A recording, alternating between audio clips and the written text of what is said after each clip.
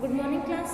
श्री चौधरी महाविद्यालय से आज मैं आपके सामने बीए फाइनल ईयर का जो आपका पेपर 1 है मानव वैज्ञानिक अनुसंधान और मापन, उसमें हमारा जो आज का अगला टॉपिक है वो है साक्षात्कार विधि। ठीक है, तो जैसा कि हमने कल आपका एक्सपेरिमेंटल मेथड को हम स्टडी कर ही चुके हैं, ठीक है, और आपका क्या बोलते हैं ऑब्जर्वेशनल मेथड को भी कर चुके हैं। आज हमारी इंटरव्यू मेथड, तो इंटरव्यू मेथड में हमारा सिंपल सा है कि जब भी हम इंटरव्यू करते हैं तो उस मेथड को हमें यहाँ देखना है कि इंटरव्यू किन किन फॉर्मेट के लिए होते हैं। जैसे कि हम अगर साइकोलॉजी की बात करें तो हम सभी जानते हैं कि इंटरव्यू 2 से 3 चीज़ें जानने के लिए किए जाते हैं। एक तो आपका जैसे जॉब सिलेक्शन के लिए इंटरव्यू होते हैं, तब भी पर्सन की साइकोलॉजिकल लेवल का मेजरमेंट करना होता है, ठीक है। दूसरा होता है आपका जैसे मान लीजिए आपका क्या बोलते हैं स्कूल काउंसलिंग में इंटरव्यू, ठीक है, जिसमें अपन लोग बच्चों का पूरी काउंसलिंग करने के लिए उनका इंटरव्यू लेते हैं, ठीक है। और भी कई प्रकार के इंटरव्यू होते हैं जब हमें जैसे कभी अगर मेंटल डिसऑर्डर को जानना हो कि इस पर्सन कौन सा डिसऑर्डर है, तो वो डिसऑर्डर में भी हम आप एक तरीके से मेंटल डिसऑर्डर की स्टडी कर सकते हैं, ठीक है, तो इसकी भी स्टडी हम कर सकते हैं। ओके, तो इंटरव्यू मेथड में हमारा जो है वो आपका कुछ डेफिनेशन है यहाँ पे। जैसा कि पहला है ऑलपोर्ट के अकॉर्डिंग, तो ऑलपोर्ट का कहना है 1956 की डेफिनेशन है कि हम जब आमने सामने बैठ करके आपने जितने भी लोग हैं उनके विचारों को जानने की कोशिश करते हैं और उनके थॉट और उनकी प्रक्रियाओं के बारे में, मतलब उनके काल्पनिक जो उनका दुनिया है उनके मस्तिष्क की, हम उसमें घुसने की कोशिश करते हैं, ठीक है। हमारी जो काल्पनिक दुनिया है उसके हम पहले जानने की कोशिश करते हैं, ठीक है। सेकेंड आपकी डेफिनेशन है HP यंग के अकॉर्डिंग 1956 की। इनका कहना है कि जब हम साक्षात्कार करते हैं तो साक्षात्कार में हमारे आमने सामने जो लोग बैठे हैं उनके विचारों का साक्षात्कार हम करते हैं। नेक्स्ट है आपके टीवी यंग के अकॉर्डिंग 1966 की। इनका भी कहना यही है कि जब 2 व्यक्ति आमने सामने बैठ करके एक दूसरे के विचारों का आदान प्रदान करते हैं, एक दूसरे से प्रश्न पूछते हैं, उनके उत्तर देते हैं, जब प्रश्न में भी कोई उनके उत्तर में कोई संतुष्टि ना मिले तो और नए प्रश्नों का उत्पादन करते हैं ताकि उनके उत्तर उन्हें मिल सके, ठीक है। थर्ड डेफिनेशन है मैकोबी के अकॉर्डिंग 1959 की। इनका कहना है कि जो भी हमारा अनुसंधान होते हैं, जब अनुसंधान में हम साक्षात्कार करते हैं तो साक्षात्कार करने का सिंपल सा मतलब होता है कि हम या तो ग्रुप में इंटरव्यू होता है या फिर एक पर्सन दूसरे पर्सन का इंटरव्यू लेता है, ठीक है। तो इंटरव्यू कई फॉर्म में होते हैं, आमने सामने बैठकर एक पर्सन से क्वेश्चन कर सकता है, या फिर बहुत सारे पर्सन एक पर्सन से क्वेश्चन कर सकते हैं, या फिर बहुत सारे लोगों का भी इंटरव्यू एक साथ ले सकते हैं, ठीक है। तो ये इंटरव्यू लेने के अपने मेथड्स हैं जो अपने अकॉर्डिंग लोग यूज करना सही समझते हैं। अगला है कर्लेकर के अनुसार 1978 की डेफिनेशन है। इनका कहना है कि जो भी साक्षात्कार होते हैं, साक्षात्कार में पर्सन एक दूसरे के बारे में, एक दूसरे के विचारों के बारे में, एक दूसरे के व्यक्तित्व को, उनकी अभिप्रेरणाओं को, उनके अधिगम को, उनके अनुभवों को जानने की कोशिश करते हैं केवल और केवल शब्दों के माध्यम से, ठीक है। ओरली जो क्वेश्चन किए जाते हैं उनके आंसर हमें लेने होते हैं और वो आंसर किसी भी फॉर्म में हो सकते हैं, ठीक है। तो पहला है सब, हाँ, ठीक है। तो ये है, अब इसमें है प्रकार। तो यहाँ पे अगर हम प्रकारों की बात करें तो फर्स्ट आएगा आपका संरचित को हम लोग नॉर्मल लैंग्वेज में क्लोज एंडेड क्वेश्चंस कहते हैं। क्या बोलते हैं? Close ended questions. तो क्लोज एंडेड का मतलब है कि चीजों का एक आकार आपने निश्चित कर दिया और वही चीजें बंद हो गई, ठीक है। अब चीजें वहां से बाहर फैल नहीं सकती। तो इसका मतलब हो गया कि जब हम आपसे कोई क्वेश्चन करें और आपके पास केवल ऑप्शन हो आंसर देने का, मतलब हाँ या ना, या फिर 5 ऑप्शन दें हम आपको कि बहुत अधिक, अनिश्चित, कभी कभी और कभी नहीं, तो ऐसे हम आपको क्लोज एंडेड कर दिया, हमने आपको आंसर देने के लिए बाधित कर दिया है। ये संरचना बना दी कि आपको उसी संरचना के अंडर क्वेश्चन के आंसर देने हैं, ठीक है। दूसरी होती है असंरचित विधि। असंरचित विधि का मतलब होता है जब व्यक्ति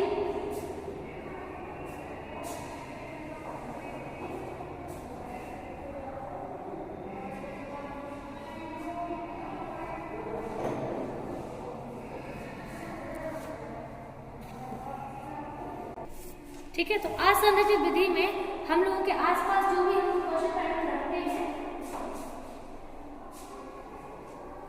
जैसे हम लोग क्वेश्चन करते हैं सामने वाले से, उसी हिसाब से जो आंसर हमारे होते हैं हम उनको लेते हैं। अब इसमें ऐसा होता है जैसे हमेशा हम हाँ या ना में आंसर नहीं ले सकते हैं, तो इसीलिए हम असंरचित विधि का प्रयोग करते हैं, जिसमें हमारा जो आंसर है वो हम लोग ब्रॉड फॉर्म में भी ले सकते हैं। कभी कभी कुछ क्वेश्चन ऐसे होते हैं जिसमें अगर हम लोग प्रायोजक को बोले कि आप केवल हाँ और ना में दीजिए, अब वो कह रहा है कि हम कैसे देंगे हाँ और ना में, पॉसिबल ही नहीं है, तो हमें फिर असंरचित विधि का प्रयोग करना पड़ता है, जहाँ पे हम जो क्वेश्चन है, जो आपका पर्सन है, जो प्रायोजक है, उसको हम फ्री छोड़ देते हैं और वो बिल्कुल फ्री होकर के ही आंसर देता है। ठीक है, तो ये है।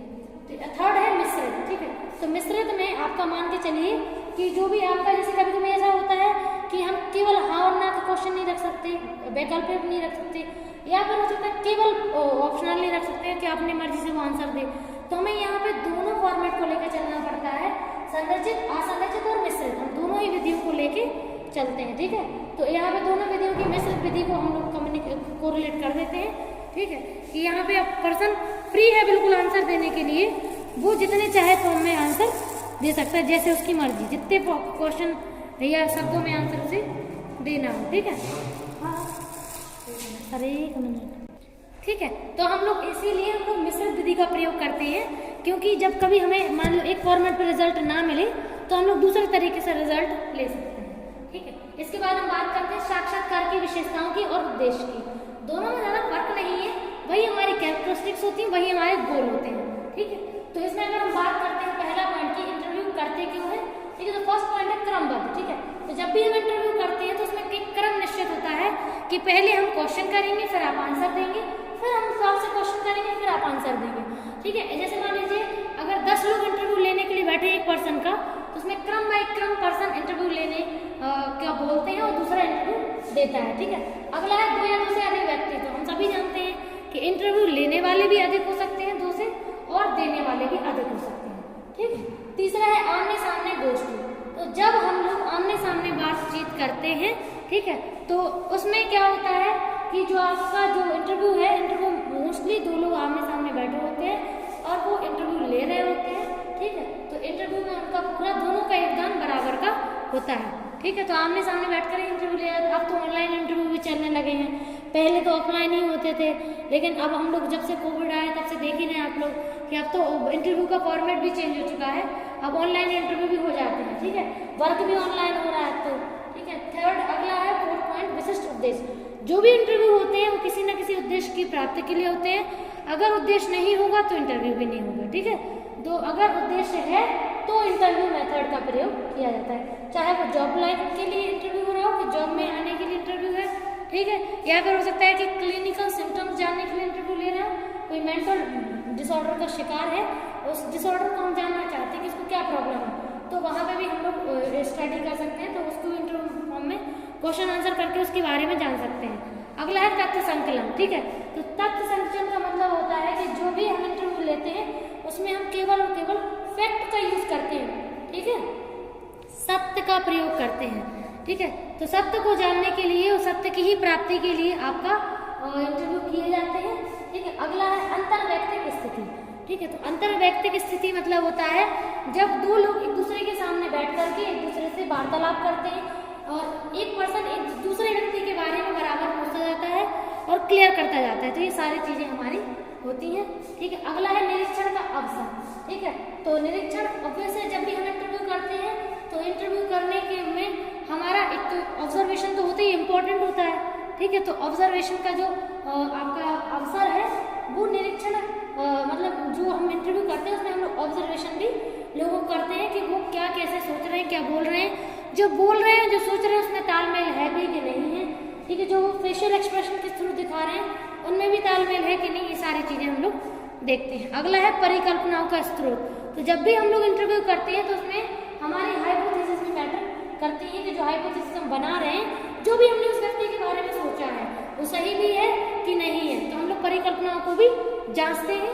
ठीक है, अगला है प्रतिक्रियाओं का अध्ययन।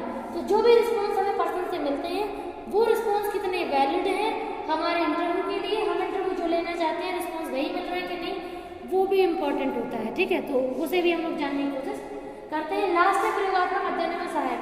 तो जब भी हम लोग एक्सपेरिमेंट करते हैं तो एक्सपेरिमेंट करने में हमारा क्या बोलते हैं इंटरव्यू मेथड का बहुत इंपॉर्टेंट रोल है, जिसके द्वारा हम इंटरव्यू को कंप्लीट करते हैं। ठीक है, इतने सारे आपके उद्देश्य और काफ़ी विशेषताएं हैं और इसके अलावा भी कुछ और भी होंगे तो आप लोग अपने हिसाब से भी उसे देख सकते हैं। इसमें अगर कोई डाउट हो तो बताइएगा। ठीक है, थैंक यू।